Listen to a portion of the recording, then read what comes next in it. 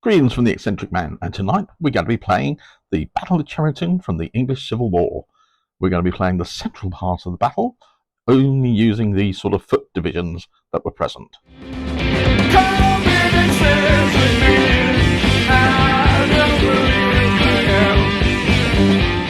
The Eccentric Man YouTube channel is kindly sponsored by Lost Ark Games in Stevenage. You can find them online and at 29 Marketplace, Stevenage. Pop in and say hello. Tonight we're going to play a bit of Cheriton. We've reduced the army down from the last game because we wanted to get all our toys on the table last time, so we've reduced it down this time. So all we're doing is the centre part of the battle. So I've got Christopher Potley's division and John has got Hopton's division, and we're just using the figures from the Pike and Shotte to Kill a King book. I'll do the list in a bit further detail.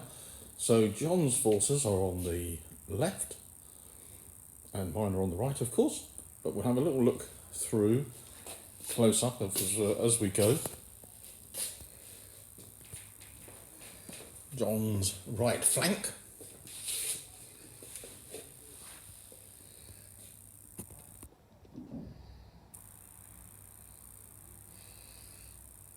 As we move across, let's try to keep it in focus. So John's line, as I say, this is the centre of the army, and I think we may well think about building it up so we can do both flanks as well. So here's mine. It's a little dark in here, but hopefully this won't look too bad.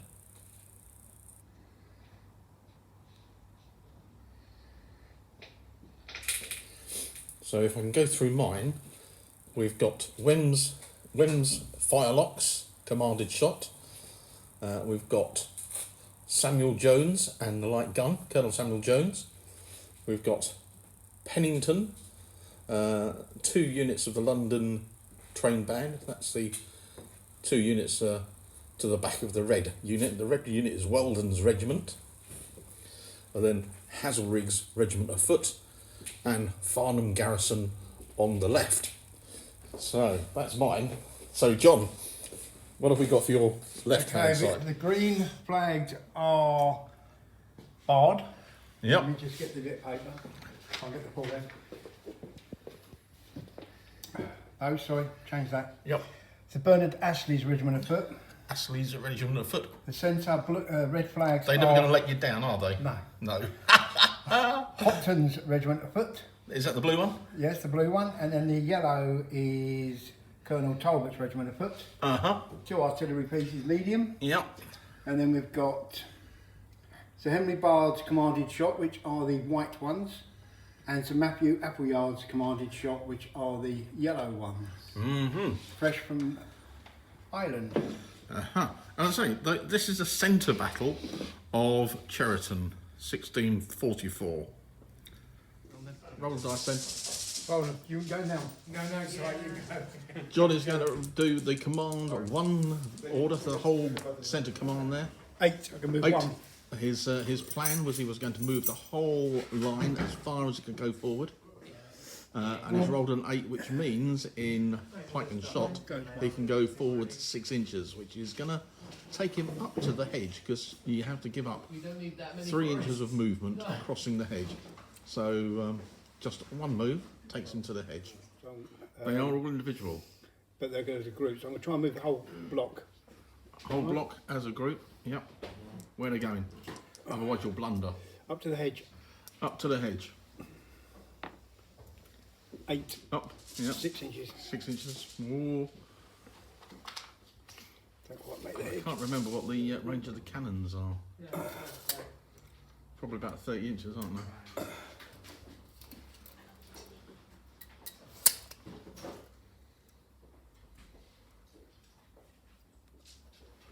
That's a big lot of shot. Yeah, remember these are small units, not this size. They should be half that size. Oh yeah, that's still quite a lot of shot. And then the guns. Yeah, so I'm now going to fire the guns. Quick play sheets. So John's 2 artillery pieces are fired. One at the London train band and scored 1 hit. Needed a 5 or 6, got it, and I didn't save my saving throw of a 6, so they take 1 wound. And the musketeers got a shot from the other cannon, needing a 5, and there's no save because their stamina value is 3. No. Are we doing it right? Had a quick double check, and even though the morale value is 5 plus, and it would be a 2 modifier for the medium artillery, you always get a save on 6. So I've got 1 dice to roll for my artillery piece, needing a 6. Nope. So we are correct that they now have 1 wound. So parliamentarians turn 1, and I'm going to move my entire line, bar the commanded shot on the flanks, and they're going to go hot foot up to the fence and stop the first fence. So if you don't actually nominate what you're going to do and what you're going to do, you get a blunder, and we don't want one of those. So we're going to roll our dice and we'll see how many we go. 9, which is a failure for the whole battalion. What about your commander? Your main commander, can he action anything? Well, I don't know, because in House Caesar he can actually make him re-roll. Yeah. So we don't know about that, do we? However, yeah, that was a quick turn then. Yeah, of course, Yeah, we'll run it to John's turn 2.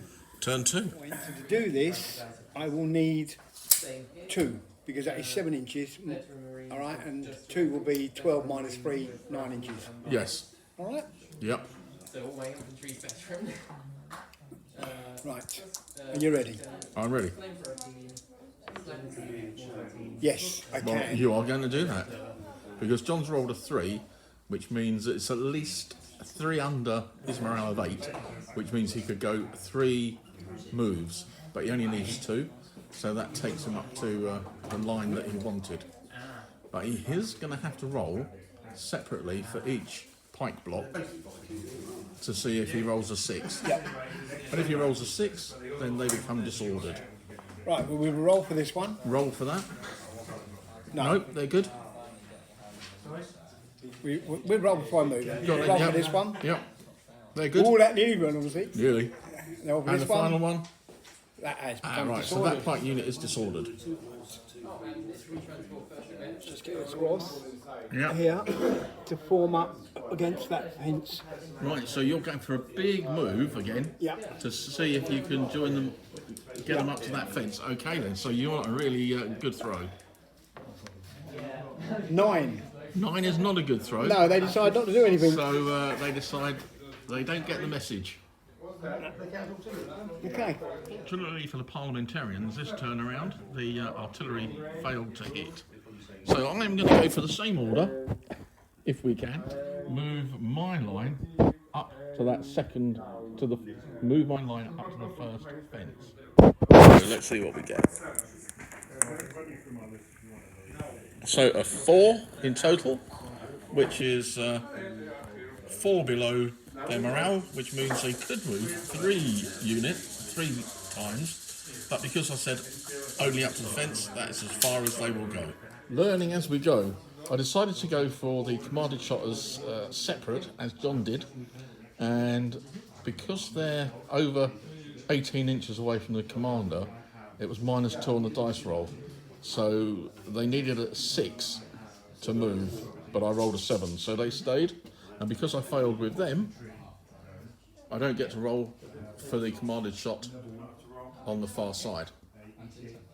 So no moving of the commanded shot, so that's a thing to remember. Also in here, because I said I moved the whole line up to the fence, my pike units that were which were sort of holding back a little bit in that checkerboard, they've gone up to the fence.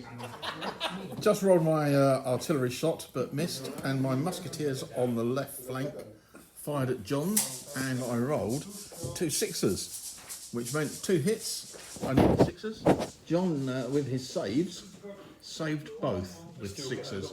However, it is disordered, so that's a bonus. And in this, disordered units can't be given an order to move, so that's fairly good. Oh, well, I managed to roll 2 6s for Weldon's shot, firing over at Hopton's shot, and John rolled a good double 1 there. If that was big artillery guns, then that... Oh no, that's morale save, so no, don't worry about that. If he was shooting with the big guns, 2 1s would have caused him a miss, and also to totally run out of ammunition for the game, or blow the gun up. So that was quite good. So another unit disordered, and 2 casualties on them. Parliamentarian turned 2 over, and there were no further hits going along the Royalist line. So over to John for turn 3. He's going to attempt to move his commanded shot the whole line. No, yeah, that whole line, like I did last time, obliquely across. Obliquely across, getting all right up in front. Yeah. Yep. However, I'm -2. -2, right.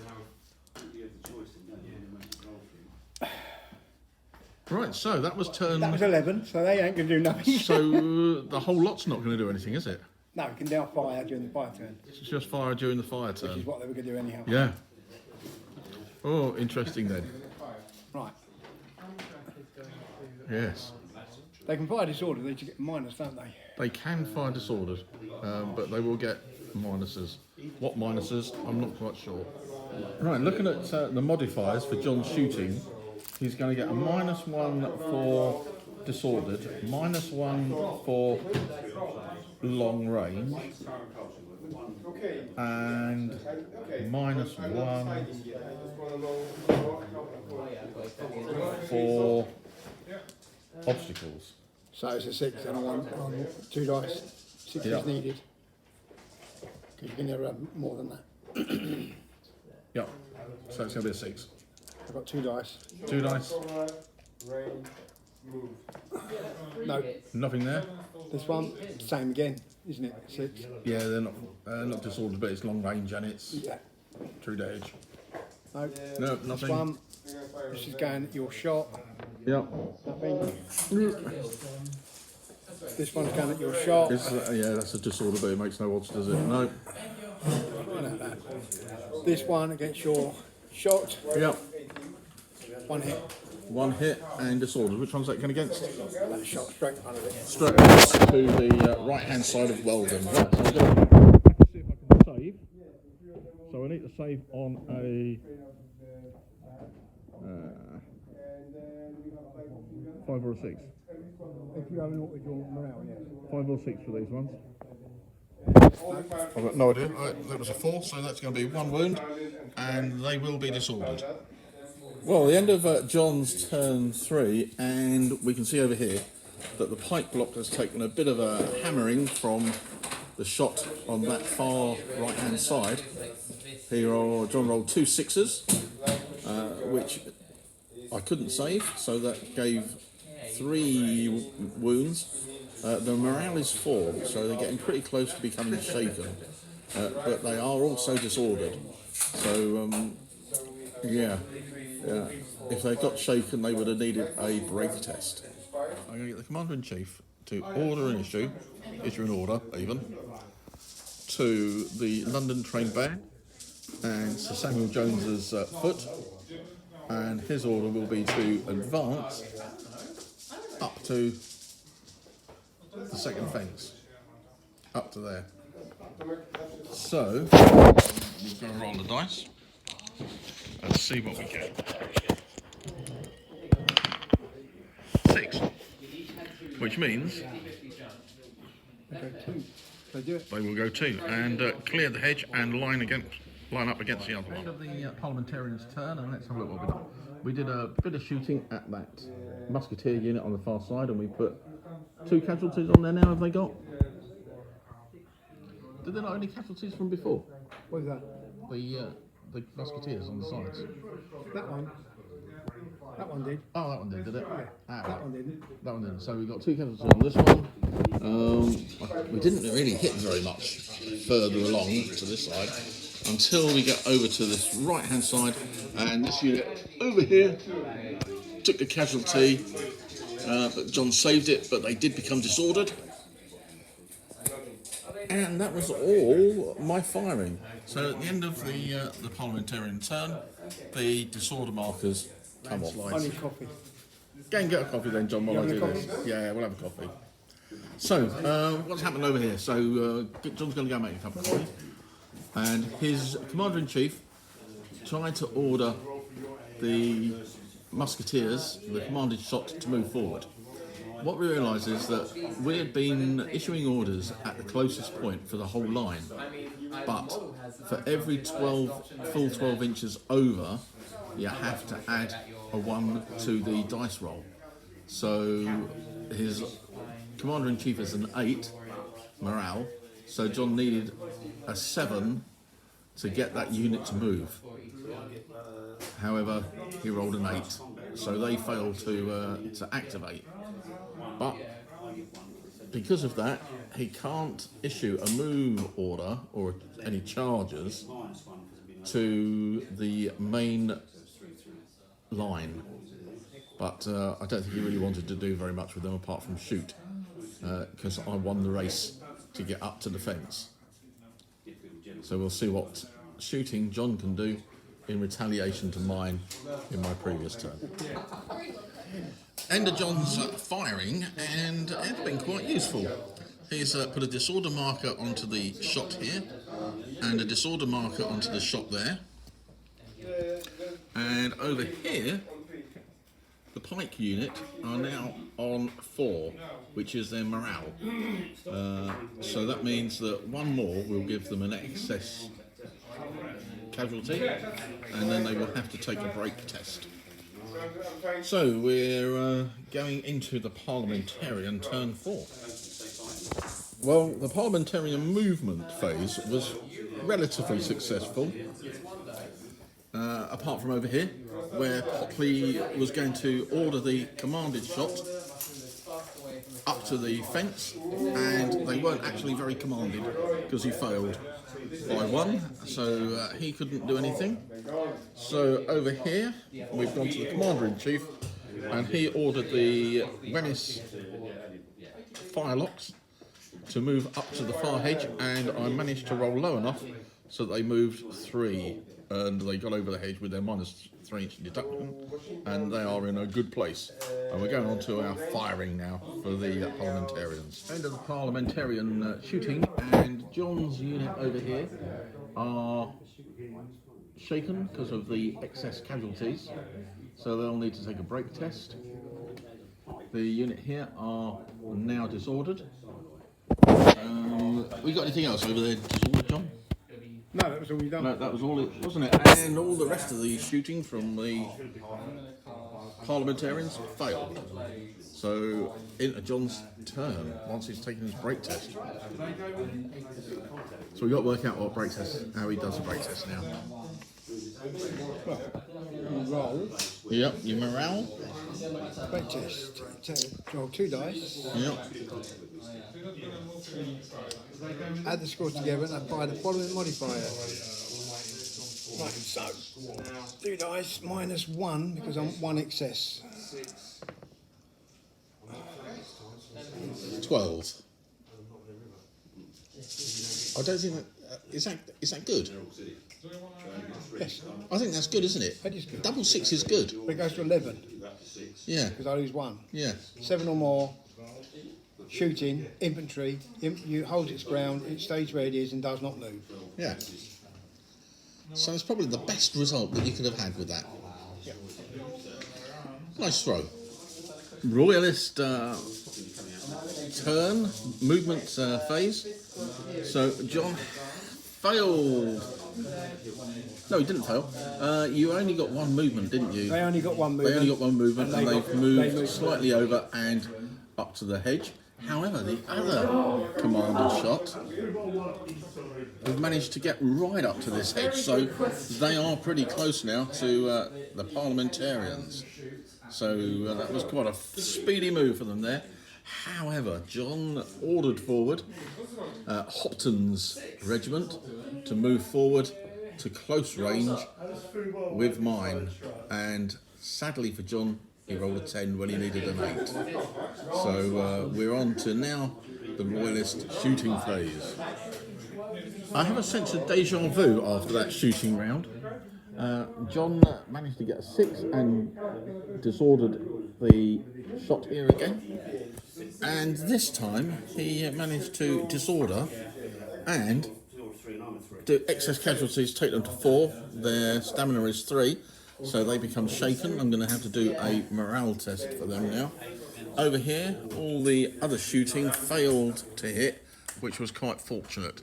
So I've got a break test to make on Weldon's muskets. So I'll roll the 2 dice. And -1. 7. -1 is 6. Shooting, the unit holds its ground, it stays where it is and does not move. Well, that's a bonus, but remains shaken. So I've got to try and rally them next turn to see if I can remove. Well, when you rally, you only remove one, so that will bring them down to evens. So they'll lose shaken, but maintain disorder, I think. Parliamentarian shooting on this far side. My matchlocks in the blue managed to do 1 casualty on the commanded shot on the far side, and my garrison commanded shot did 6 and 2 5s on the far commanded shot, but John rolled 2 6s and a 5 to save all the casualties. So all they do is they become disordered.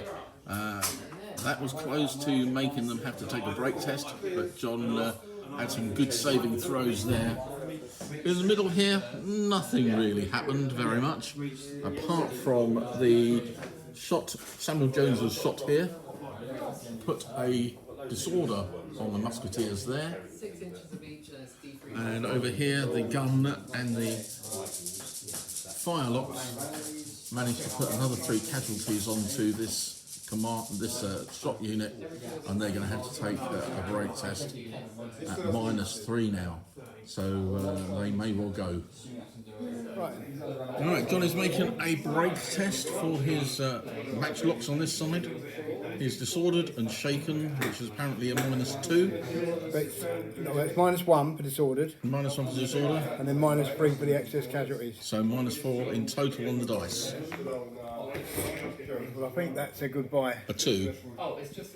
It breaks and then destroyed, move the entire unit from the field. Yeah, they've gone. So, do the pike next to them take a Don't know, test? we'll have to check. We need to check. You only take break tests if you're shot, or it doesn't say anything about that. The parliamentarians have been very lucky after that round of shooting. We're disordered and shaken, but we haven't got excess casualties. Over here, we're on 3 morale and 3 stamina. Their stamina is 4. And over here, we're on 3 with shaken and disordered, but we didn't take excess casualties. And over here, nothing was done, so we're lucky there. John's going to try and rally. So yeah, rallies off 1 casualty.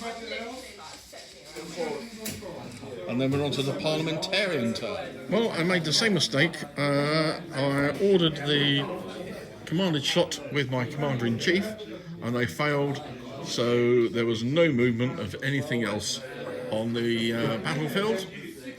We did a little bit of rallying on the unit of the Pike, the unit of Shotte, got them 1 casualty off, but failed miserably on this other unit of Shotte. managed to disorder the Pike block and one casualty, and we managed to disorder, I think, one more Shotte unit, and failed to hit anything on this far side. But oh no, we did do one casualty, didn't we? I think on that unit of Shotte. Yeah. On that one, you? Yeah. So they shaken or anything? You got 6 on them. They were Yeah. Royler's turn, and John failed to move the commanded shot up to the fence again. So we went into firing, and it was pretty ineffectual all the way through, sadly for John. So ineffectual that he changed his dice halfway through, and that still didn't help very much either. Over here, both units failed to hit mine, but he did take this unit to shaken, and I took a break test, and they held their ground.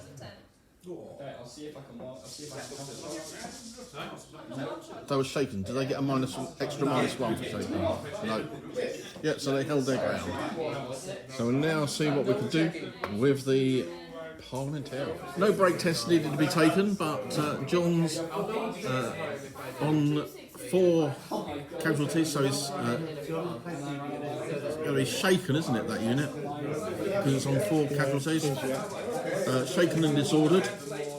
And I managed to get the commanded shot up onto the left. Not much else done along the rest of the line. However, on this side, we sort of focused on the one commanded shot, disordered, shaken, and 2 casualties. 1 more casualty, and it'll need to take a break test. So we'll call it here a win for the parliamentarians as such, because we managed to get to the hedge in the middle there, or almost in the middle there. So a second game playing Pike and Shotte, more learned, so looking good. We're going to do a bigger game, I think, or possibly a longer game on a Sunday club game. We're going to start a campaign. We're going to start a campaign. See if we can sort that out tonight. I have to say, I do really like the look of this English Civil War gaming. The figures on the table look really great. John's done a really good job on his figures, and I was pleased with how mine have turned out. You may have noticed a bit of a difference in the microphone. Since we played this game, it's been my birthday, and my daughter has bought me a microphone to use. It's a little lapel wireless one, so we'll see how this works for the forthcoming videos. There's going to be a couple which is going to be from the shop, and they're going to be the normal recording, but after those we should be getting a little bit of better audio from the games. I'll have one, John will have one, and with a bit of luck it'll cut out some of the sound from the other people. But yeah, we're still working out how many points we can play on a Wednesday evening. This one was quite a big selection of troops, and what with having to set the game up, and we have to be out by 10, and as John is sort of the manager within the shop, he is also doing the selling of certain things to people who are down for the games night. So we will get there in the end to get a proper ending for a game, but it was good fun. Must admit, it was good fun. We've got another couple of games coming up. We are going to try and work out on this campaign. So the next game, I think, which will come up on the channel will be a 200-point patrol game. And after that, it'll be a 700-point game, I think, which we did on a Sunday. So we were at it a bit longer than normal. So we'll see how that goes. But anyway, I hope you enjoyed this game. And if there were obvious rule mistakes that we made, please let us know. As I say, we're getting better, but there are still a few things that are wrong. Anyway, until the next time, take care. If you haven't subscribed, please do so. And if you haven't hit the notification button, do that, so you'll get to know when the next video is coming out. And give it a thumbs up if you enjoyed it. Until the next time, see you soon.